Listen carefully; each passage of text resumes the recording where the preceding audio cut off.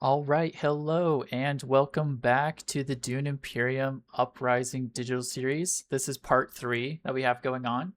Right now, I think currently uploading parts one and two to YouTube, which will be in its own playlist for this kind of Uprising digital series that we have going on for Dune. Yeah, so part one was talking through, some of the rules that Uprising brings from the base game. It also took us through a tutorial. So we were able to go through that tutorial, kind of explain some of that, some of my thought process and strategy, things like that. And then part two was playing a game and kind of walking through my strategy in a more depth game, albeit kind of thing. I mentioned some stuff that I liked about the game, some differences from the base game to this new game. So those are parts one and two. For part three here, though, we are going to pull up a tier list maker. It has the leaders and cards. So my plan right now is to kind of go through, do the rankings of those, and see where I kind of stand at this point. So I've played Uprising in person like three, four, five, no, probably 8 times actually with friends, something like that. I played the 3v3 mode a few times as well. And I've only played like one or two games on digital form. So these will kind of be my initial rankings of the characters at this point. And then I think as I do this series, as I play more games, I'll probably do maybe a ranking tier list after the fact, just kind of see how things change and, be kind of fun. I'll also do a full ranking of the cards, which it'll be tough to tell exactly how good the cards are, but, it's just a shot in the dark ranking for myself, and we'll see how it goes overall. So that should be fun. So we'll start off with that, and then I think we'll also hit up a game just after those initial rankings. May as well kind of go through a bot match and go from there. And then after that, part four, next time around, I will start doing the Dune Imperium Uprising challenges, I think is the goal. So we'll be hitting those up. I'll have a retry count or an attempt counter per challenge kind of thing, just to kind of see progress. Most likely, I will go for all the easy versions and then the tough versions, I guess. We'll kind of see. Maybe I won't. Maybe I'll just go easy to tough, and so on and so forth. But that'll be part four. Part five will be maybe playing some more games and then a re-ranking of characters and the cards at the end for like a part six wrap up kind of thing. Or maybe I'll get enough friends to also want to buy this, and we'll do a 4-player kind of match as well. So that could also be a part throughout this, and we could hear their thoughts on the game and the differences as well. So maybe that'll pop in there, but that'll be the whole series. That'll be everything. And you can check out parts one and two. Those should be up shortly. Those are kind of fun, getting just some of my takes. I very much so enjoy Uprising. It's been fun so far. So yeah, with that, we shall get into it. This is a tier list website. We've got the leaders here, Dune Imperium Uprising leaders tier list maker. And then we have Dune Imperium Uprising Imperium cards tier list maker.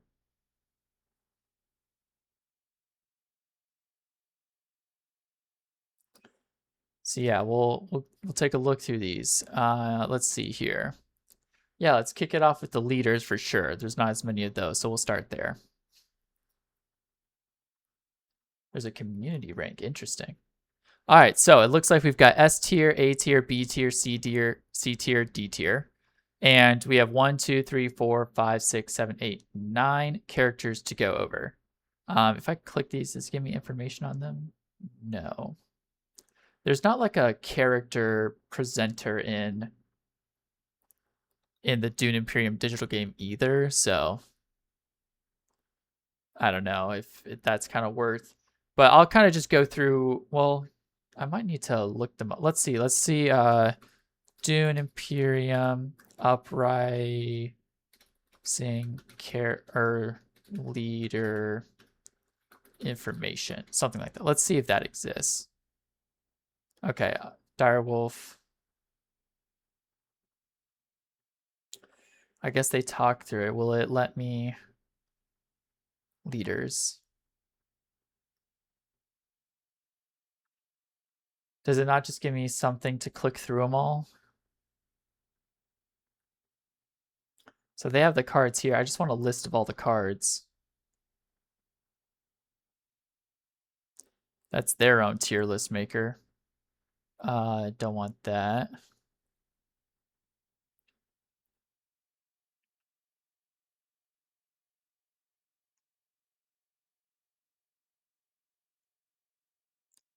Don't want to see what they think for the best. So just images of the characters and what they do. Let's see here. Is this one clear enough? Okay. This one seems clear enough for sure. Oh wow, it lets me search for them individually too. Interesting. Okay, let me just view the image. There we go. All right, so we can take a look at kind of what they do real quick initially, and then I'll give my rankings.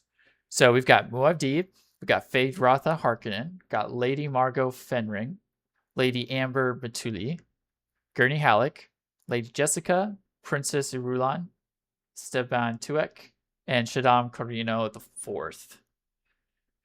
Very, very cool. So, Muad'Dib, House Atreides, he has the passive ability Unpredictable Foe, which if in your reveal turn, if you have Samwarns in the conflict, you get an intrigue, and then his signet is Lead the Way with drawing card capability. Pretty simple, kind of one level difficulty character. Feyd-Rautha has Devious Strength passive, where he, during his reveal turn, can take a spy back to gain 2 swords in the fight. And Personal Training, he gets a Fade token, or Fade token track. So when he does a signet, he can take his token and move it across his track. And once he reaches the end, every time he signets, he gets that reward every time.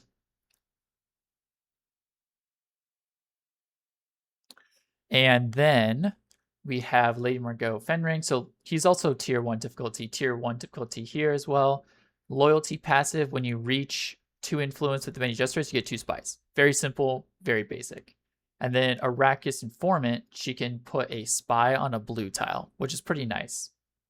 And then another tier 1 difficulty, her passive is Desert Scouts. During her reveal turn, she can retreat 1 of her troops. And then Phil Coffer's signet, she gets a Solari. And if she has an alliance, she gets a spice.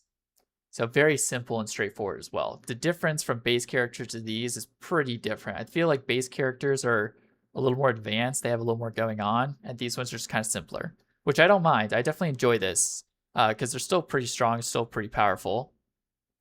Sorry if my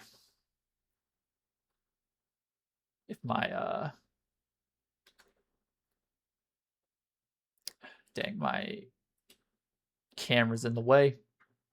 Does this help? No, I can't like move it. You should be able to see that though. Or can I can move like this, yeah. Okay.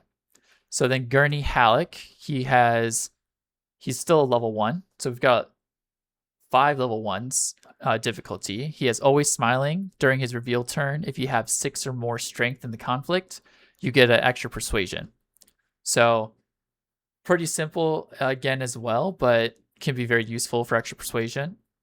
And then War Master gives him a troop. So it's kind of like a simpler version of the Beast, because the Beast is really strong. But Gurney is simpler, but still viable in this game. And that's kind of why so far I like playing Uprising with just these characters, because I feel like the other characters are a lot stronger in certain ways. So it's kind of nice playing with these characters for the balancing of things, if you will. Lady Jessica, tier 2 difficulty now. She has 2 phases actually, where Other Memories, if she sends an agent to a Bene Gesserit board space, she can return her memories, which you get from her signet, and she draws a card for each one. Then she flips the leader over and she becomes a different leader. Her Spice Agony signet, you can pay a spice to get an intrigue, and you can add a troop from your supply to her memories, basically. So basically you use signet a few times, get a few memories, get some intrigues with spice. Then you go to a Bene Gesserit board space to consume those memories and draw a lot of cards in a turn, and then you become Reverend Mother. Or no. Yeah. Reverend Mother Jessica, I think. And she can do stuff with water. So she can pay a spice to get a water with her signet, and then she can pay a water to double the rewards on a Bene Gesserit space or a Fremen space. She can get double reaping rewards if she pays a water.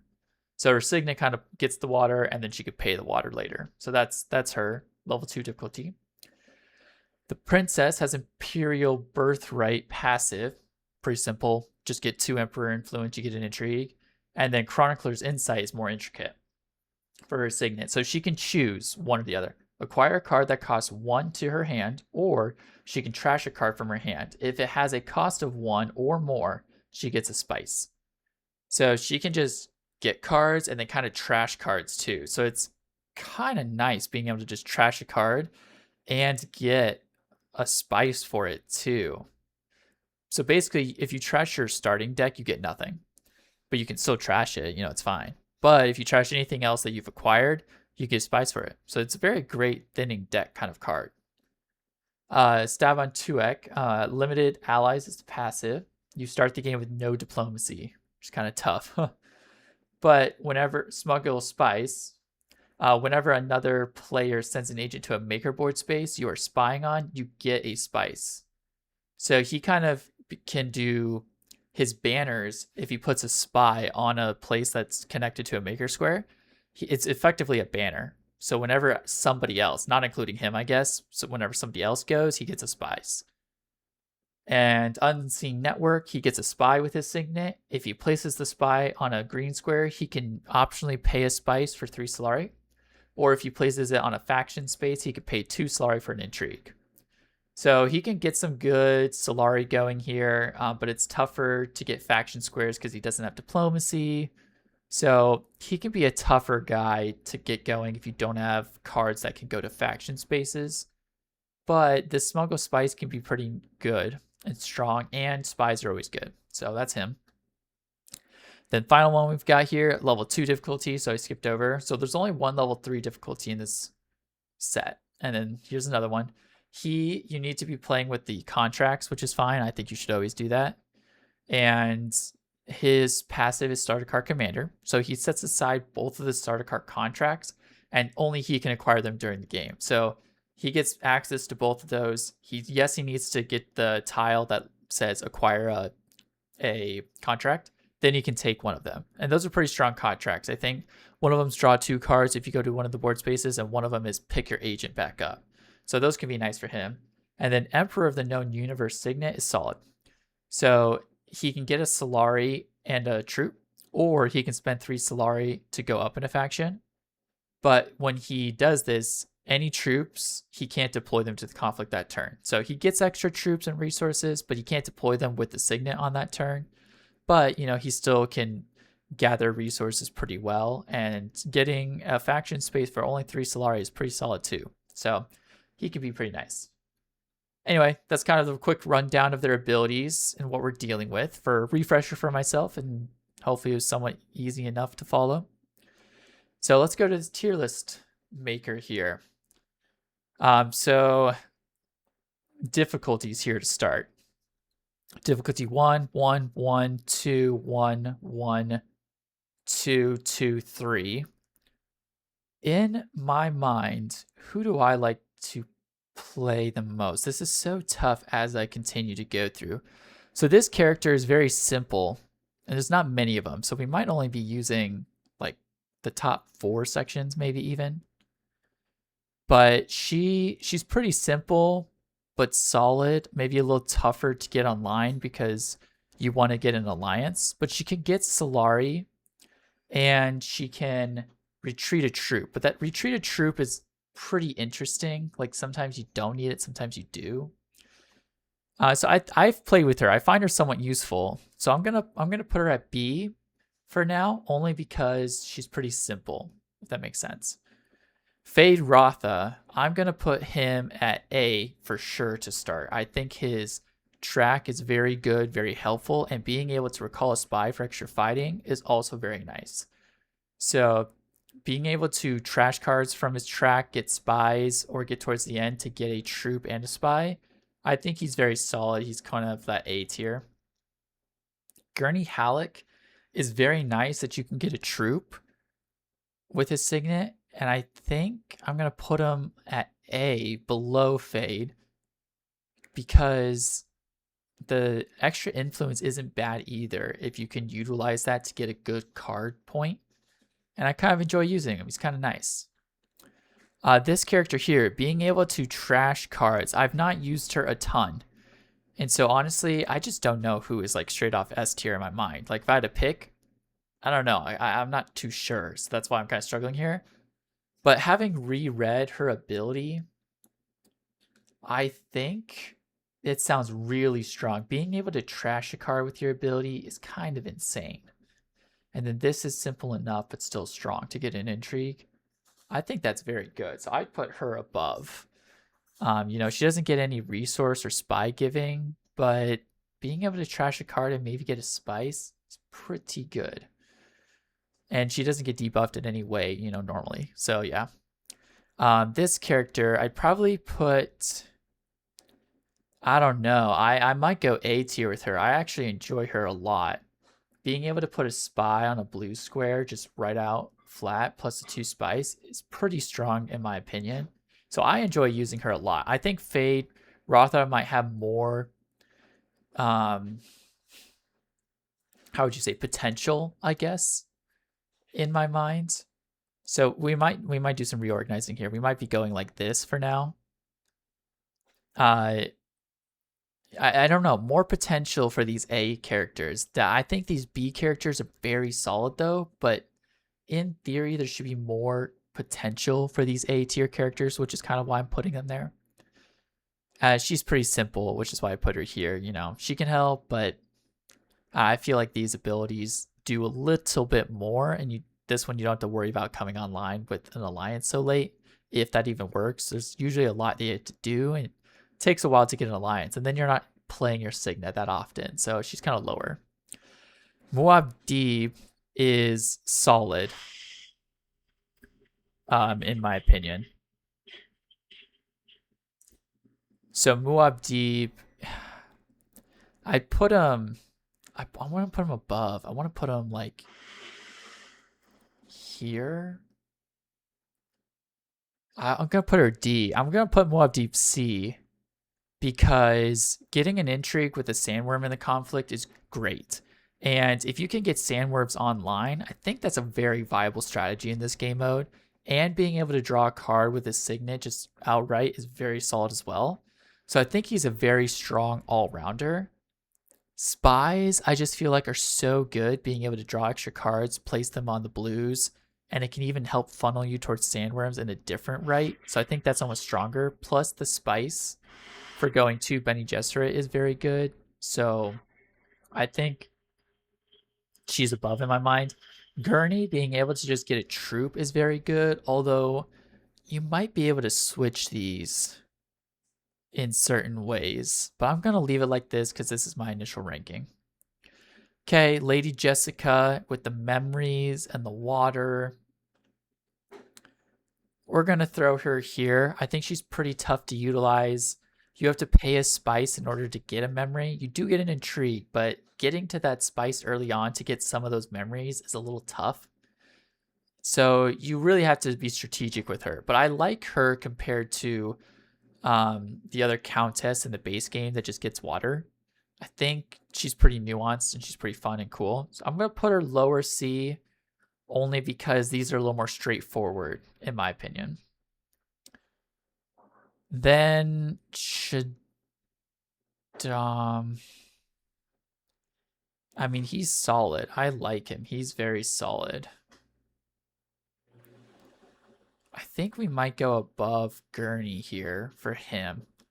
He can get troops, he can get Solari, he can go up in factions, he can set himself up for a great game, he can use his contracts very well, play his own style. So I think he's very solid. I just like playing this character. I think she's very good at getting some spice and spies out on the board. Very, very nice, very easy to use. This guy is more intricate. I think he's solid, but diplomacy is so tough to not have. Very tough to not have, but the maker squares can be really good. I think he's got a lot of potential. But how often do I use him, or is he deadly enough? I don't know. I might initially put him here. I have no S tiers because I just haven't played enough to really get there, and I'd be curious what the community rank for all of this is. But in the meantime, I think this is where we might land. This seems off to me. I think this is definitely going to change. I just kind of had to throw him on the board. I think she's good, but how often do one costers show up? And then you'd have to go to Emperor Squares to get her buff, which will only an intrigue. So it's like good, but I don't know. Maybe it's not the best out of everyone. I think this will definitely shift as we play, though. But yeah, this is where I'm going to have to go to be initial right here. Princess, Fide, Margot, Emperor, Tuick, Gurney, Muad'Dib, Lady Jessica, and what's her name? Amber at the last. So yeah, I guess we save this for now. So initial tier list.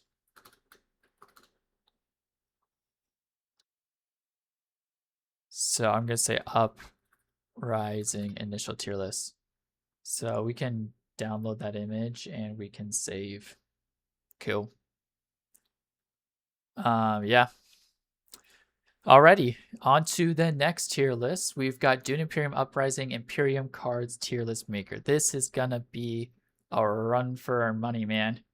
Some of these I just have more like, top tier kind of things in my mind already. So we're gonna try and speed run this. I'm not gonna go through every single card. One thing, like exactly what it does and everything, I'm gonna give some initial thinkings on things.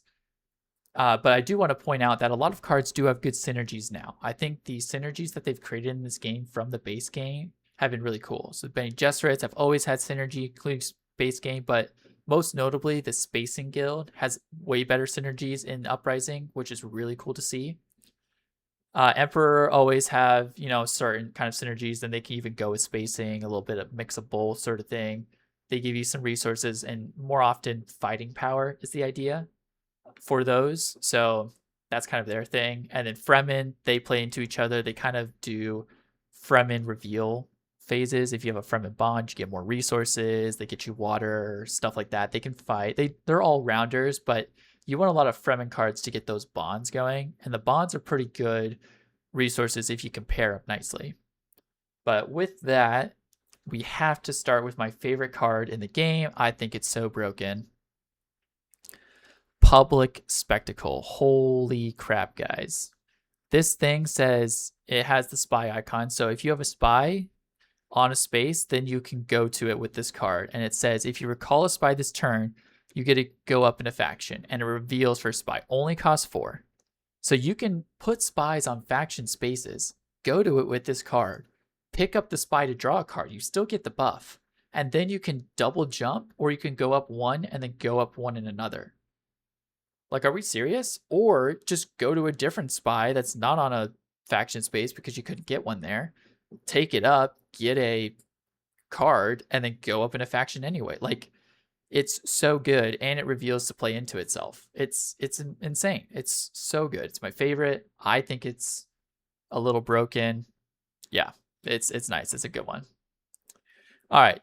Let's see, who do we got next? I'm going to go here. Hopefully that's okay for the sizing of things. I think Maker Keeper, we're going to throw up there. This guy is so good. Only a 2 cost is a big reason. He goes to blue. If you have 2 influence with the Bene Gesserits, you get a water. 2 influence with the Fremen, you get a spice. And he reveals for 2. Great all-round card. And for the cost of only 2 influence, I have to throw him up in S as well initially here. Let's see who else I really like.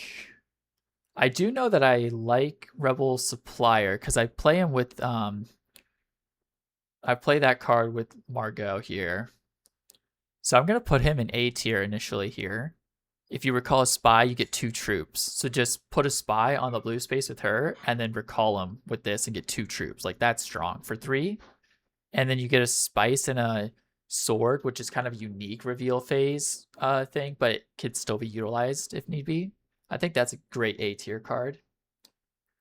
Likewise, we're gonna throw Benny Gesser Operative in there. We'll throw it above just because spies are really cool synergies that I enjoy in this game, and it can be maybe used by more characters basically. So I'll throw it above Rebel Supplier as because of that.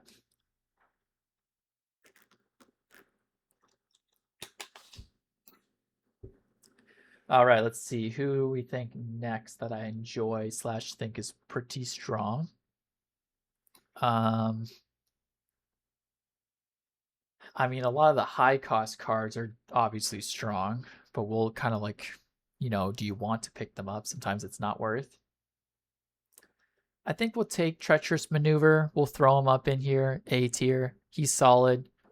You can trash an Emperor card from your hand and you gain 2 influence instead of 1. That's good. You can even trash him, I believe, maybe when you play it. So he's kind of that double jumper, or he reveals for a intrigue, or he can just go to factions. Really good all-rounder card. Good 5-coster. So I like him. Let's see. Who else do I like that I think is pretty strong? I mean, obviously, Long Live the Fighters is just crazy good. I'm just gonna have to put it up here because it's so good. It reveals for a ton, costs 7. It's worth it. You can thin your deck, you can draw your deck, you can trash your deck, all that stuff. Very good. Reveals for 3 swords and 2 fighting. If you can pop it off early game and just run this. Fremen synergies, going to Fremen, great card. Yeah,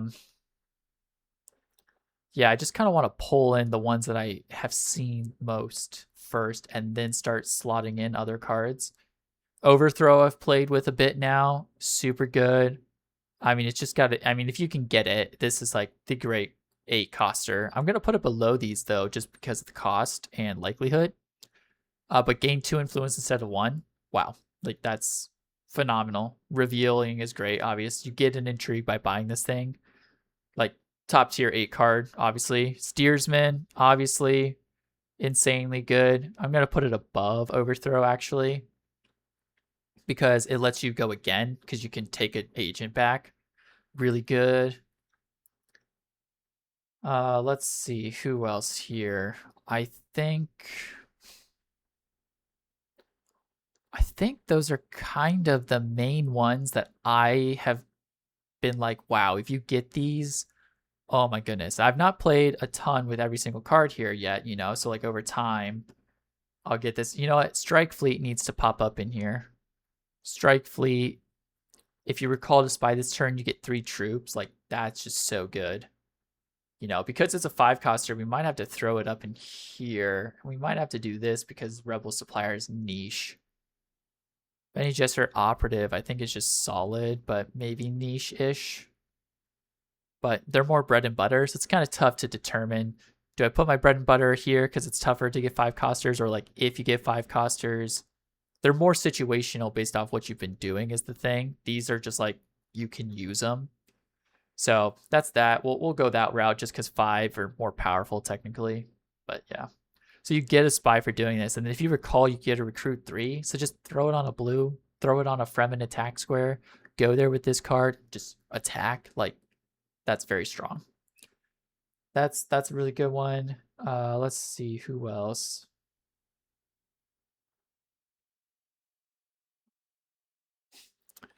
I think Sardaukar Coordination is a solid card.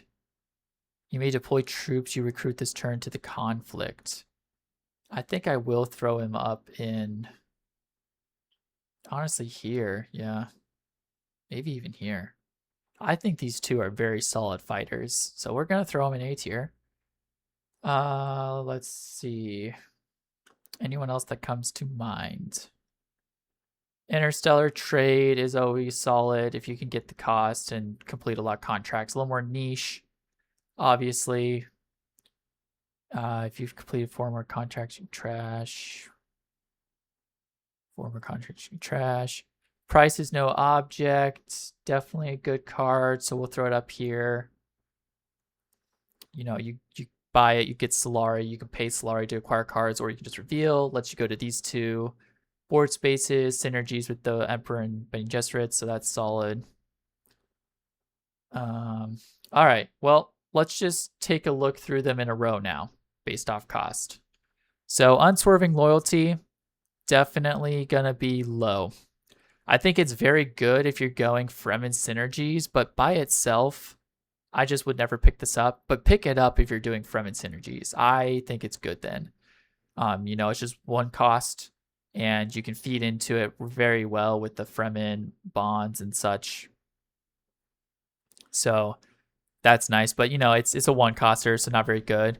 I think space time folding is pretty solid, but very niche. Only lets you go spacing. I did just use this in the one game that I have in part 2 for this series, but it's very niche, and it's only if you can get a lot of spacing going. And then sometimes the game is past you, and you're like, crap, I can only go to spacing tiles with this card. Bummer. So we'll throw it above Unswerving Loyalty though. Weirding Woman is very interesting. If you have another Bene Gesserit card in play, you can return this card from play to your hand, so you can get her back. I think that's just like useful, but I'm gonna put it below Space-Time Folding because I feel like Space-Time Folding, I don't know, I just go for those synergies more often, and it's pretty strong. Sardaukar Soldier, we're throwing down here. Honestly, just don't use them ever really. And I think Unswerving Loyalty can have better Fremen synergy, so it's probably even below that. Smuggler's Harvest, we're going to go C tier because it's pretty unique. If you can pick this up and just use it to get extra spice, it's always good.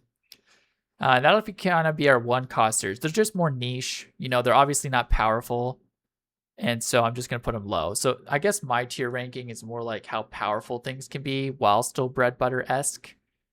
But these are just like pickups, but one costers are very tough sometimes. You don't want to bloat the deck. So like these level 3s, I just use them more often than these two. But these two are obviously more powerful because they cost more. But, so that's kind of how my ranking's going.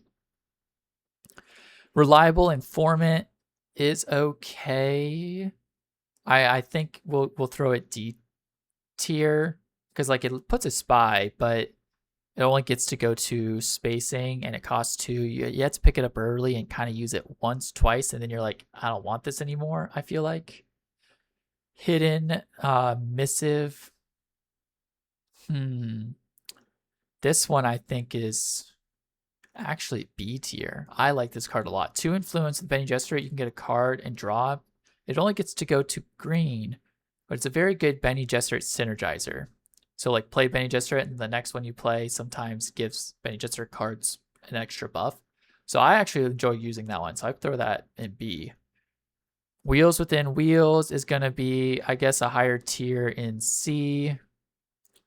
It's a little tough to utilize. It does reveal for spy, but you have to get it going. It's a spacing, yes, but it's pretty niche, honestly. So maybe even below Smuggler's Harvester. Fightakin Still Tent is nice. If you send an agent to a maker board space, you can get a troop or you get a water. I think I've used this. And it's synergized decently with Fremen, obviously. A little bit more. So I'm going to throw that C, top of C currently. Yeah, I'm thinking about this one. The only problem with this one is you need a card that can go utilize the spy. I feel like that's a better synergy, but you just don't always get it.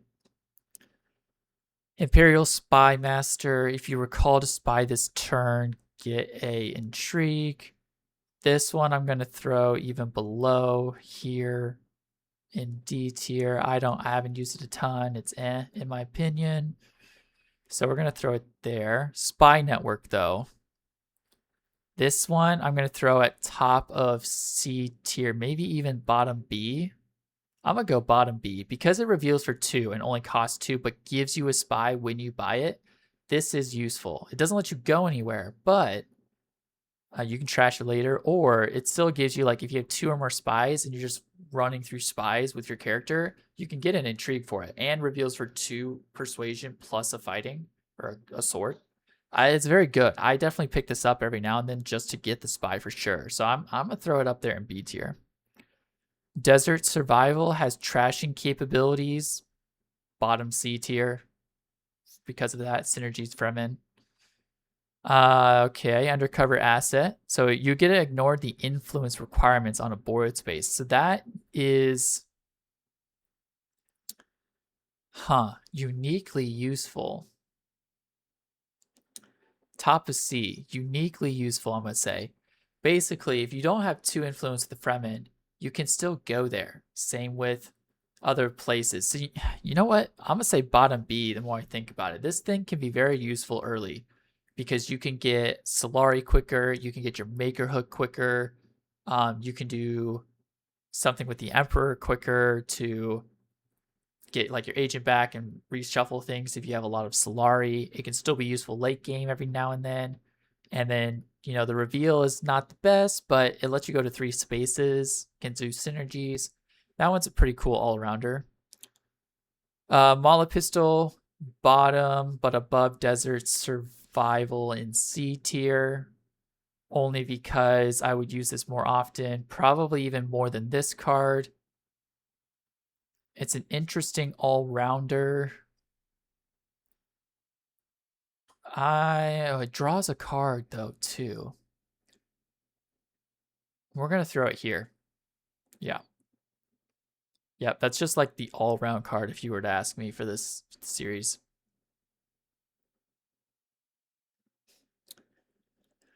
Okay, Thumper, double the bonus spice you harvest with this agent. Yeah, I never use this really. It sounds good, but I just never really use it.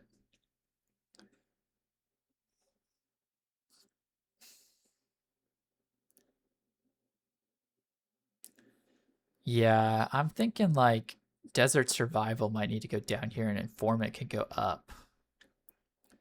And then Thumper, I might put like top in the bottom. But Trashing's just better. And we're going to throw it there. Northern Watermaster gets a water and Fremen bond only because of the bond and getting a water. I don't use this one a ton, although getting a water is very strong, so that probably does bump it up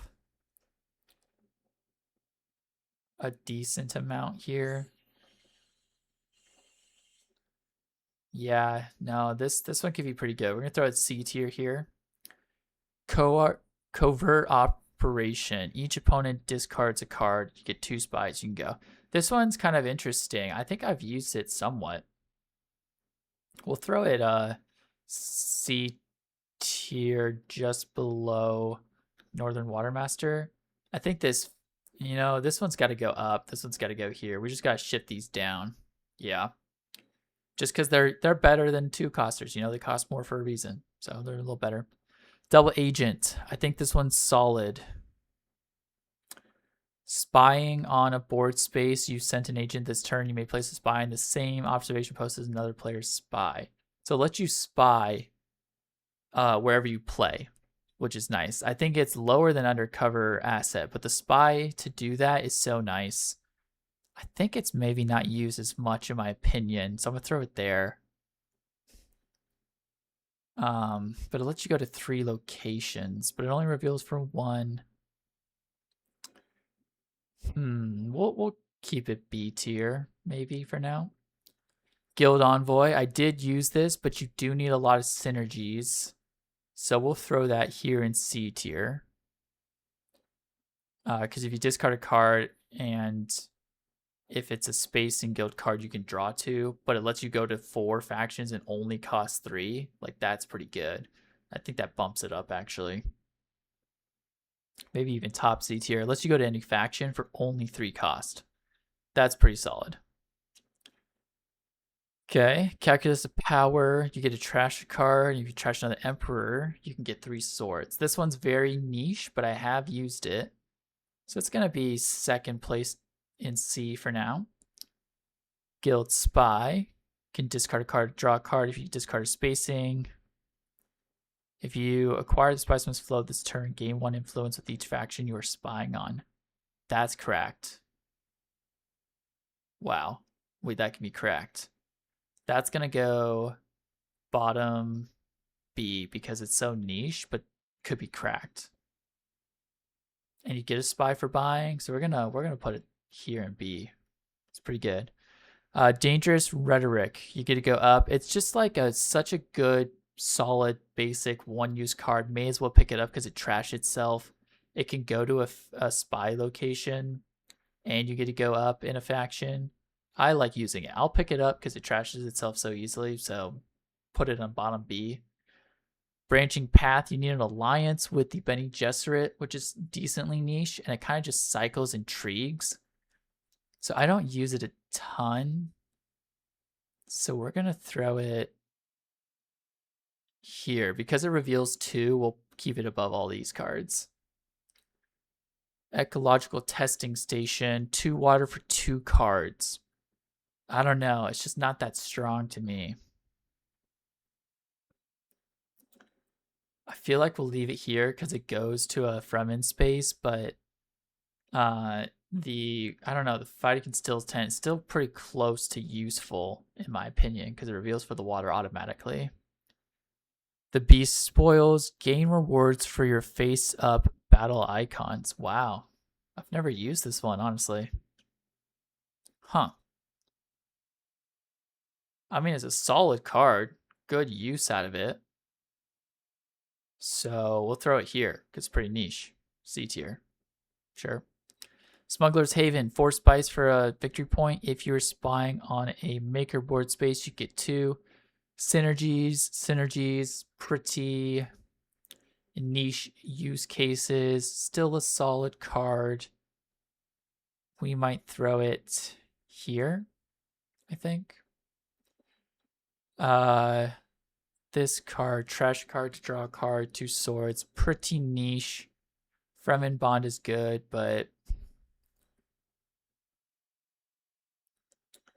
I don't know. We're gonna throw it way down here. I don't use it a ton.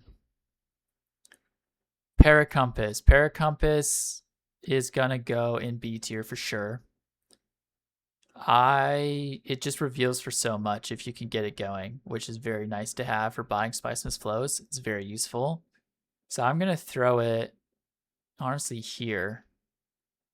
I think it's solid. I enjoy using this one. Gets you Solari if need be. Very good all-arounder. Solid B tier for things. All things considered. Truth Trance, I think is just a solid, cool Bene Gesserit card. I think this is B tier for sure if you could pick it up. I think we'll throw it just behind Paracompass because this can maybe have more upside in certain ways. Southern Elders, if you have another Bene Gesserit card in play. Yeah, this one's cool. Pretty niche. So we're going to throw bottom B tier, but very good if you can get synergies going with it. Tread in Darkness. If you have another Bene Gesserit card in play, you can trash and draw. Again, just solid all-around Bene Gesserit cards. I think we're just going to throw these above Dangerous Rhetoric, actually. Double Agent feels just weaker. We'll go like this. Those are really good synergies they've got going, though. Yeah, we'll do that. Spacing Guild's Favor. When this discard, you get 2, and pay 3. I mean, solid card. I haven't used it a ton. Bottom B, just because this one is like bread butter. Use it a lot. Captured Mentat is kind of a cool idea and can be useful. We're going to go B tier. Just because it's generally useful, we might throw it like here. This has more upside in my opinion, but it's generally useful just all around. So we'll throw it up there. Subversive Advisor. This one's just nice. I just like these. Buy a spy, go up double in faction. We'll throw this like B tier top just because it's a good bread and butter one as well that you kind of one-off use. And it's just good. Just helps you. So if you can buy it, pick it up. Like it's kind of that later game where like, oh, I have 5, not enough for Spiceman's Flow, but I have the 5. May as well just get this. Leadership for each sandworm in conflict. I mean, this is a good card, but do I use it a ton? It's almost the same kind of level of Space and Guild's favor. I probably use it just a touch more, so we'll throw it above there. The reveal is nice, but it doesn't get to let you go to many locations, so we'll keep it there for now. In high places, if you have another Bene Gesserit card, you can do that. Oh my, wow. And it just buys. I mean, it's just solid. I mean, we're getting to the place where, like, I haven't used this a ton, but, like, it just looks good to have. If it plays well with your synergies, I mean, run it, you know? Get a spy.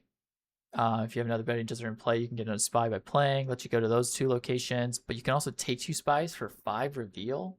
Wow, like, that's good. Okay, Chani. If you have 3 or more units in the conflict, you get an intrigue, recruit 2 of your troops for 4 swords. All-arounder, useful. I don't think she's as bread and butter to me. She's going to go on B tier. And she might slot here. Paracompass is pretty, like, here nor there, but I find myself using this thing a decent amount. Cost 4. And if you can just reveal for 3 and go for these, you know, that's pretty good to me. Junction headquarters obviously is pretty solid. So we'll go bottom A tier because obviously it's good if you can get it to work with the Alliance, but the chances you do that are not the best. But if you do, getting a VP is obviously good. Corinth City. This one's solid, a little better. You go A tier.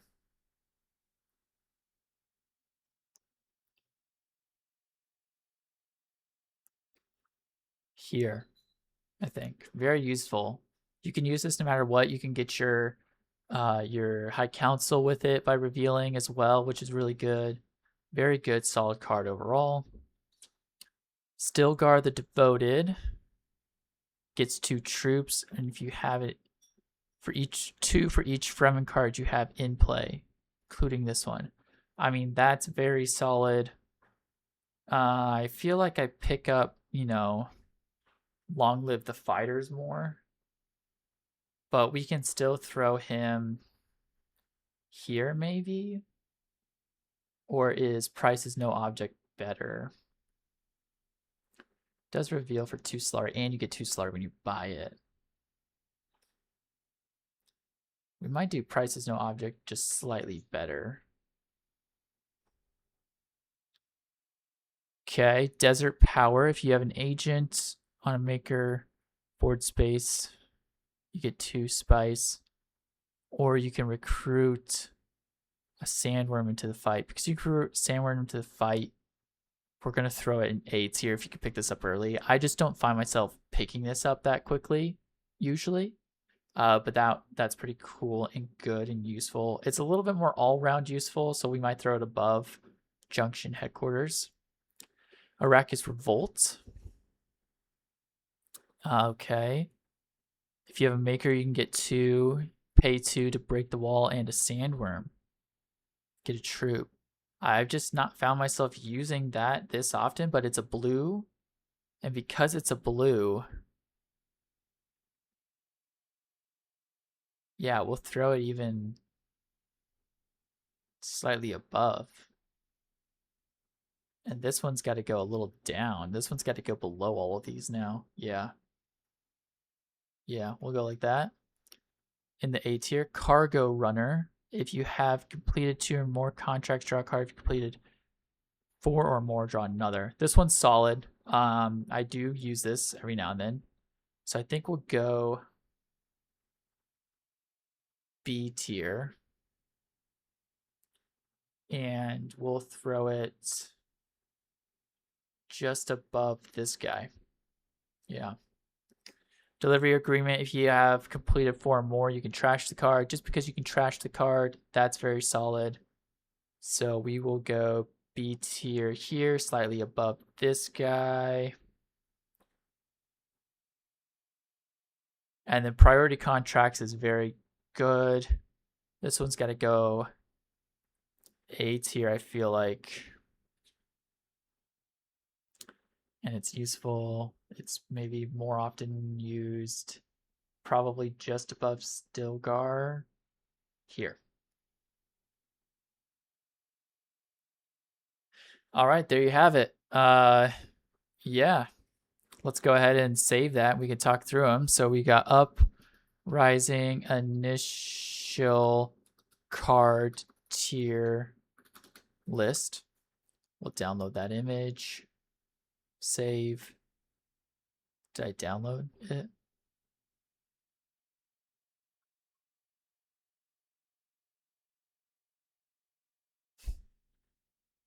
Is it doing it?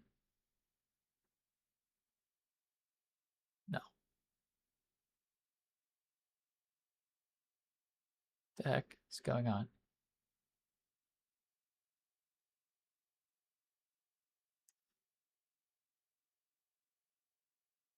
Is it trying to export? What's going on? Well, I guess I have a record at the very least to a degree, so we should be fine.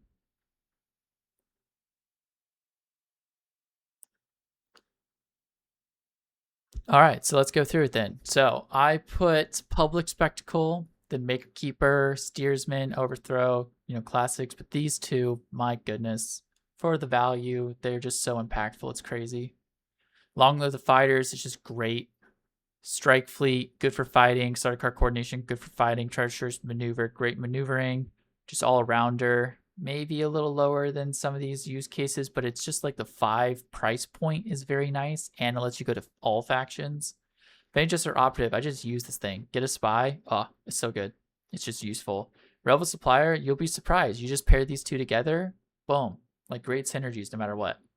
Interstellar Trade, you find out often. This is just good. It reveals for a ton if you can get contracts going, and you get to go to 3 locations. Plus, when you play it, you get to go up in a faction. Great all-rounder.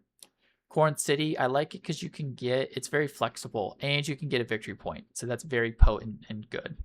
Price is no object is niche, but you get the 2 Solari when you buy, get the 2 Solari if you just reveal. And if you need to, if you get it early and buy a card with Solari as a result, like that can be good. Priority contract, same thing. If you get 4 contracts and get a VP with this thing, and you get 2 Splice by revealing, like it's a very solid builder for you. Stilgar, I did it for the fighting most often, and if you really went Fremen heavy, he really ups your Fremen build. Rakka's Revolt, if you can get that troop into the fight, the worm, in certain ways, and this way feels pretty streamlined. You make her hook 2 Spice and you can do it. Plus you can break the wall in the process, and you get a troop for buying. I think for those reasons I put it just above Desert Power, which kind of does the same thing, but it's a little sneakier in certain ways. This one goes to Blue Square, which I think is a little better in certain ways. And Desert Power is good, but you kind of want to do it for that sneaky play. It reveals for 2, which is good, and you can pay a water to put a Sandworm in, which you can play around with, but it's a little tougher. I only put Junction Headquarters below all of these just because you need the Alliance. Basically, if you get the Alliance, great, and you can get the VP, but you do need the Intrigue as well, which is also a requirement that can be tough to pull off. So that's why I put it here. In high places, this just has so many good synergies. You can get a victory point from buying. That's why I put it at the bottom. 5 cost, you get a Spy as well. So that one seems very good all-rounder. I would think Subversive Advisor would be below this one because it just lets you double jump in a faction. But I put it B just because that's such a good card to just have. If like I said, if you can just double jump somebody later on and get a Spy in the process for buying, where like you don't have enough for Spiceman's Flow, you don't have enough for an 8 cost card, 7 cost card, 6 cost card, pick up the 5. This will trash itself eventually. It's just good to have. Hidden Missive, I'm telling you, this thing just works. It just does work. It pairs very well with Benny Gesserit Operative. It's just good Benny Gesserit player. Maybe it's a little lower than some of these. I maybe started off higher because I started just throwing these in. But I find that I do use this. If I can get a Benny Gesserit low costing deck with just a few of them and get the one that you can just buy in the shop whenever, the Prepare the Way, and reveal correctly, you can get a pretty powerful Benny Gesserit deck with literally like this card, True Trance, and Weirding Woman. Like if you have those, you're fine. You know, like just those 4 cards that you've bought, if you can do it, boom. You don't need a cracked, oh, Tread in Darkness as well. Oh, I need Price is No Object with it. I need, like you just need a few, and this can really put in a lot of work for you. Okay. So then we have Spy Network, great all rounder, just 2 costs and you get a spy, plus it reveals for 2. I think it's a great B tier. Undercover asset because it's niche but can be super game changing. You get it early and you just ignore the requirements to get your Maker Hook or get extra Solari. That's really good. Shawnee is a 5-coster, so she's kind of up here. She's very versatile and and she replaces the troops she retreats. So she can be very effective in wars, which is very good in my opinion to be effective in wars. So that's why she's up here. Paracompass, I find that this can be a game-changing card. I think if you get some Solari off from it, or if you can achieve the route that you need to when you pick this up for the High Council and the Swordmaster, it just reveals for 3. I think it can be a powerful 4-cost card for the price. Capture Mentat, versatile, play around with it. It's 5 cost. I think it can really help you. You discard a card to get a card and an intrigue. Like an intrigue in those instances can be powerful. True Trance, solid all-rounder. It's Benny Gesserit synergies. Go to faction. Guild Spy, right? I think this could be cracked if you can get this off and just break that. Tread in Darkness, really good. This one might be a little higher. Yeah, this one might be a little higher, but it's a very good synergy for Benny Gesserit. This one, Southern Elders don't use as much, which is why it's lower. Double Agent's only 3-coster, and it's niche on like where you play. This one, just pick up and use. So good. Leadership, a little bit niche, only lets you go to a few board spaces, which is why I put it lower here. Cargo Runner, I find that I use this. Maybe this one's like low B tier, maybe like high C tier. I do find I use it though. It's a good just go wherever, and if you're doing contracts and getting those resources and then pick up a delivery agreement like later game is usually how it happens, and just trash, that's a good route for things. So that I put that one just below because you get a VP, and this one's below because it's versatile. But you don't get to go many places, but you can do if it's discarded, so that's a good buff. And revealing for 2 is solid, or the 3 spies to go up can be pretty solid too. Then you got Guild Envoy. It's only lower high C tier because you need synergies with spacing, but powerful if you can get spacing off because it still lets you go to any faction space for only 3. It's kind of crazy. Calculus Power is pretty niche, but the trashing capability is always good. Lets you go to spies if you have them getting played, and blue, it's solid. Branching Path, put it lower here because you need the Alliance, and it's kind of niche for what the Alliance even does for you. But it reveals for 2, and it's good Benny Gesserit synergy. This one's good because obviously 4 for a victory point, but you need a lot of spice, and it's kind of tough to get that off. Revealing for 2 spice is good, but only 1 influence, and it still costs you 4. Plus, it only lets you go here. It's a little lower. Northern Watermaster, I think, is very solid, very good, but with the 3-coster, you're usually saving for higher cost cards, and so I don't know how often I pick this up and play it, but the water is very good, so it's up higher here. This one's nice because if you can get spies off and discard opponent's card, that's very strong, and it gives you 2 spies. Spies are so good, so it's good to just funnel spies here. Beast Spoils I've not used a ton, but in theory it's very solid if you can get some of these buffs and you kind of have one of each and you choose to not win wars but still just gain resources or fight with 3. It's there. This one, hardly used, feels a little iffy on like buying it for 4 just to do this. Like and only go here with it. Plus, it doesn't give you influence. Ecological testing station. If you've got a lot of water and you need to run some stuff and still go to a Fremen, that's good. So that's why it's here. Fight against Steel Tent. I use this even without synergies because it reveals for water, but it's still good Fremen. Wallet Pistol, all arounder, you know, like it's not quite mid of the pack, but it's just such a good all rounder. So it's here. Smuggler's Harvester, like I'll use it, cost the one, but like anybody can use it. This one's niche use. This one's kind of niche use, although this maybe it's better niche use, but it only lets you go spacing is the issue with this one. Desert Survival just only costs 2 is the problem, and it only goes yellow, but it lets you trash, which is good. Thumper's 3, but pretty niche after the fact, like only goes yellow and you don't thin your deck. So maybe you get one double spice harvest, but that's it in a game kind of thing. Spy Master, all rounder, lets you at least go to a faction, so it's just above space time folding. This one I will use. You know, if I can get one more spacing card and pull this synergy off, especially if one spacing card is like, if you discard me, you get the 2, you know, and just have those 2 plus a few smattering other cards in the game, that can be good. So like it's here above here in D tier still, but you know, because it's only 1 cost. Weirding Woman, you can pull off some Benny Gesserit synergies, but I don't know, maybe it's a little higher, but you know, it's just a 1 coster. Unswerving Loyalty, slightly above Sarkar Soldier, but it's, you know, you need the synergies. I won't just pick it up first by itself. I'll usually wait to see if I'm going Fremen or not, honestly. And Sarkar Soldier just doesn't do much for you. It does let you go blue, that's true. But I don't pick it up, honestly, and you need to trash it. It's like your goal to get it, but what trashing capabilities are you going to get? You never know. It's not bad, but I think it just does the least, so it's at the end.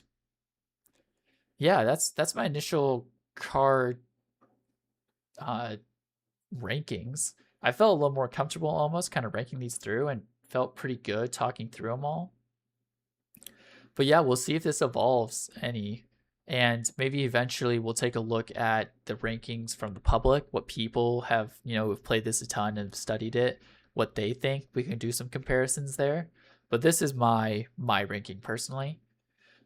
And yeah, these cards are really cool, really fun. Spy synergies, Space and Guild synergies, Benny Gesserit, Fremen, Emperor synergies as well. Like, it's really cool to see how they've tied these all together. Yeah, alrighty. Yeah, I think we'll close it there. I think this will be part 3 of the series. Just my initial rankings, and then part 4 will probably be playing some games in a row, actually, I think. Maybe 3 games in a row just to see a few builds, my strategies. Then we'll start going into the challenges for fun. And we'll also be doing achievement hunting in those challenges as well. Or hope like after I finish all the challenges, we'll see what's left. Then maybe we'll achievement hunt. But yeah, this is part 3. So thank you very much for watching. Kind of some recaps here. We've got the initial leaders, which as I play more games in part 4, I'll hopefully be thinking about, you know what? This character's doing good consistently. And the bots even do play him well and do consistently well. So I'm going to throw him higher kind of thing. Like this one, actually, yeah, I don't know if this is true. But we'll see what comes up S tier. I just couldn't throw off an S tier off my mind. And then this is the cards. These ones were a little easier for me to throw S tier, obviously. But yes, these are this kind of the initial tier list here. And maybe these will change as I play games as well. Cool. Alrighty, well, thank you very much for listening to part 3. Stay tuned for part 4.